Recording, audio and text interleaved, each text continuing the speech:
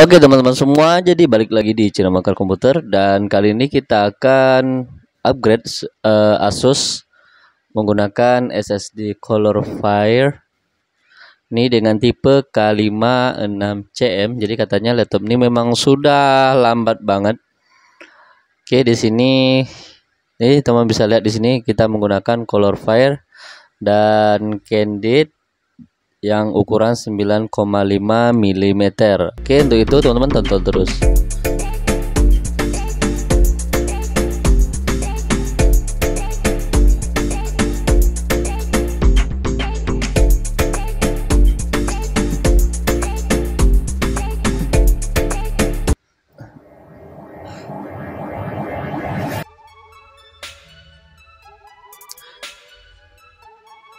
Ya teman-teman semua, jadi setelah saya cek dulu ternyata laptopnya panas banget. Jadi di sini coba saya bongkar dulu. Kemungkinan saja laptopnya berdebu atau kipas dari laptopnya sudah tidak normal lagi kerjanya. Jadi coba kita bongkar dulu saja sebelum kita melakukan upgrade SSD untuk laptop Asus tipe ini. Ya, teman-teman bisa lihat sendiri dari DVD-nya saja debunya banyak banget. Laptop ini menggunakan prosesor Core i5 generasi ketiga dan VGA-nya sudah 2 GB. Nah, teman-teman bisa lihat sendiri debu yang terdapat pada kipas pun sudah banyak banget.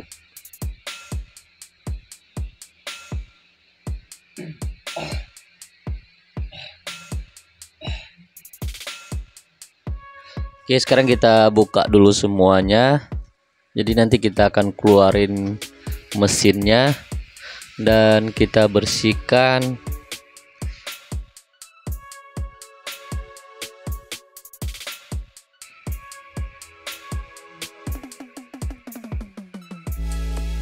Jadi untuk teman-teman semua kalau mau upgrade laptopnya menggunakan SSD sebaiknya dibongkar dulu, dibersihkan. Bisa saja untuk fan-nya tidak normal lagi dan pasta untuk menjaga suhu dari prosesornya pun biasanya sudah kering ya kalau untuk laptop yang tipe lama yang belum pernah dibongkar. Kita bisa lihat sendiri ini debunya banget. Wow, aduh, bisa seperti ini. Oke, sekarang coba saya bersihkan dulu. Jadi ini lokasinya di belakang rumah saya sendiri. Jadi kita bersihkan. Walaupun ini sepele tetapi ini sangat berguna ya untuk menjaga suhu laptop. Karena kalau laptopnya terdapat debu yang menumpuk itu bahaya banget karena bisa overheat ya, dan debu itu bisa membuat komponen kita berkarat, jadi membuat mainboard kita cepat rusak bahkan bisa mati total. Ya, di sini banyak banget debunya.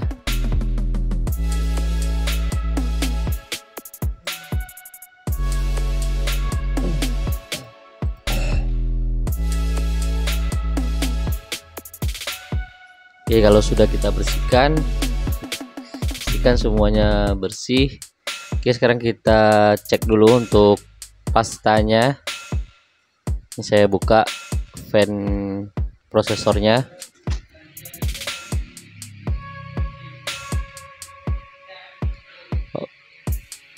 Oke.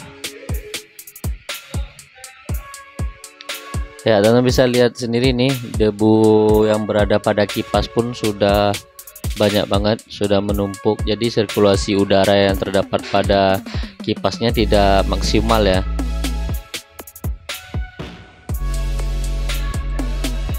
Fan-nya pun juga sudah kering nih. Jadi kita ganti.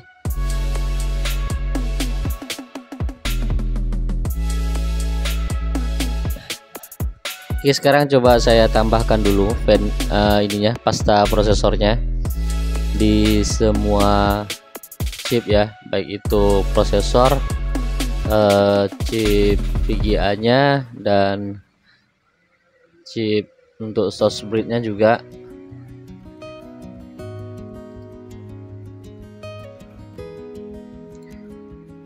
Oke, kalau sudah kita tambah pastanya, sekarang kita rakit lagi.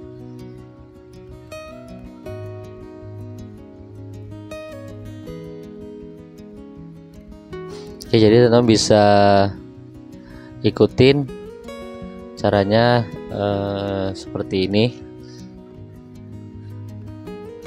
Oke, ini saya rakit lagi, jadi sudah kita bersihkan dan pastanya pun sudah kita tambah. Kita pasang lagi. Untuk selanjutnya kita akan upgrade untuk SSD nya.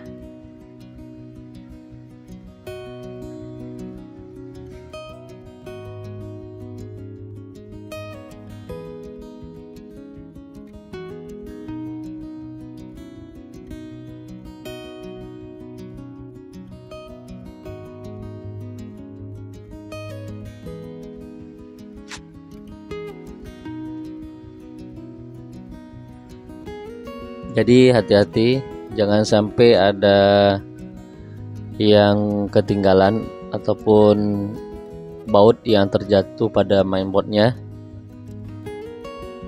Oke, kita pasang lagi case belakangnya, jangan sampai kelupaan untuk kabel-kabel. Oke, ini sekarang kita pasang SSD nya.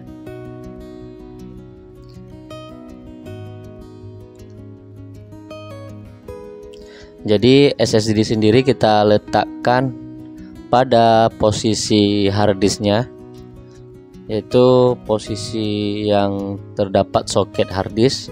Jadi kita pasang SSD, dan untuk soket DVD nya kita pasang harddisk sebagai penyimpanan data, SSD nya sebagai sistem operasi ya. Jadi kita install ulang lagi juga.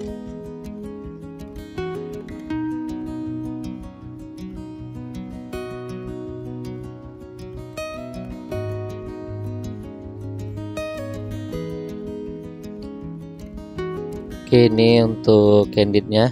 Jadi candid ini terdapat dua, jadi ada yang slim, ada yang tebal ya. Biasa kalau teman-teman membeli, biasanya kalau yang slim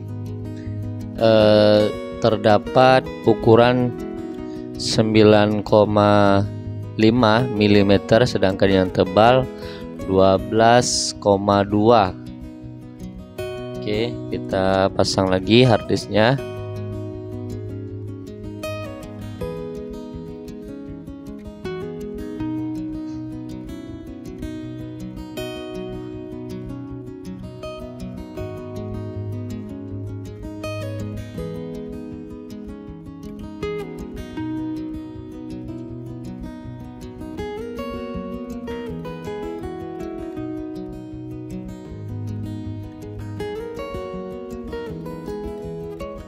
Oke, teman-teman bisa perhatikan. Jadi kita pasang lagi untuk konektor, bukan konektor sih, tempat baut dari DVD-nya.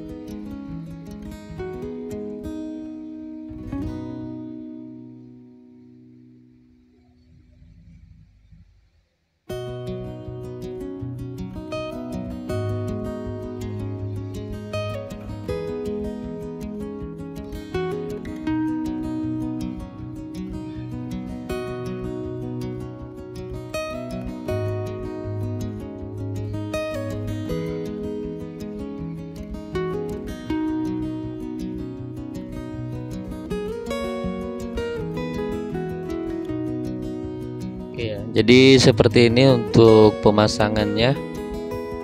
yang benarnya seperti ini. Untuk SSD-nya kita letakkan pada soket harddisk, sedangkan harddisknya kita letakkan pada slot DVD-nya. Oke.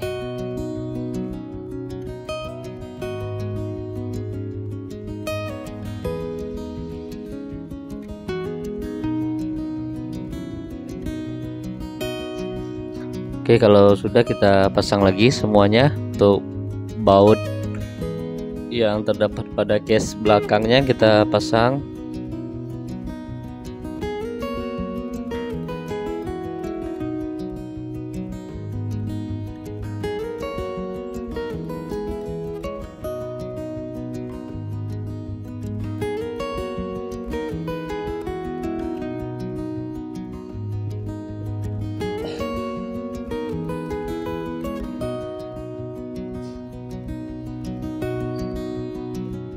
Ya, kalau untuk tahap ini selanjutnya kalau sudah kita pasang semua dan kita akan install ulang saja seperti biasa. Jadi biar tidak terlalu panjang untuk videonya, jadi install ulangnya saya skip saja. Saya rasa teman-teman sudah bisa semua dalam melakukan install ulang Windows.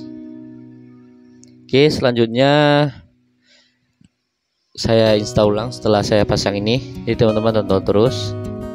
Setelah itu baru kita tes dari segi kecepatan laptopnya, dari startupnya, dan untuk menjalankan aplikasi yang lain. Ya, oke teman-teman semua, jadi sekarang laptopnya sudah kita install ulang dan kita install aplikasinya semua. Dan di sini spek untuk laptopnya bisa kita lihat menggunakan aplikasi CPU Z. Jadi untuk laptopnya menggunakan prosesor Core i5 dengan generasi ketiga, dan di sini namanya EV Bridge, dan mainboard di sini menggunakan K5 6cm, RAM-nya menggunakan DDR3 8GB dual channel ya. Grafis untuk Intel HD grafik 4000, dia sudah menggunakan juga VGA, jadi VGA-nya sebesar 2GB dengan seri 63M, GeForce GT 63M ya untuk seri VGA-nya. Jadi di sini kita mendapatkan skor dari SSD-nya sebesar 400 untuk write 483,8, sedangkan untuk write 489,2.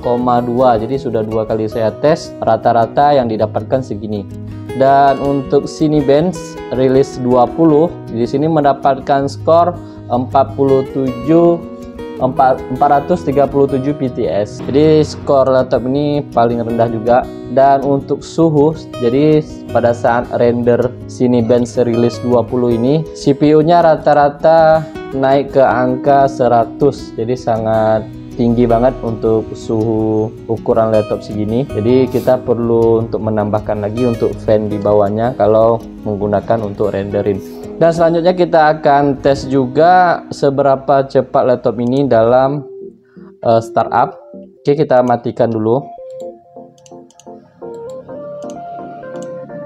Oke, coba saya matikan dan kita akan tes untuk startupnya dia dapat berapa detik. Oke, di sini kita menggunakan stopwatch saja untuk mengukur. Oke, kita mulai, kita hidupkan. Oke, teman-teman bisa lihat. Jadi kita menggunakan SSD merek Colorful. Oke, ini lagi proses. SSD-nya merek Colorfire. Ya, oke. Jadi untuk masuk ke Windows hanya butuh 21 detik saja. Oke, jadi sudah lumayan cepat juga daripada sebelumnya. Ini laptop ini menggunakan hard disk ya. Nah, oke teman-teman semua. Jadi teman-teman semua, seperti itu untuk tutorial kali ini. Yang baru saja berkunjung di channel ini, silahkan di subscribe. Semoga bermanfaat video kali ini, dan sampai jumpa, nantikan video-video kita yang terbaru lainnya. Bye bye.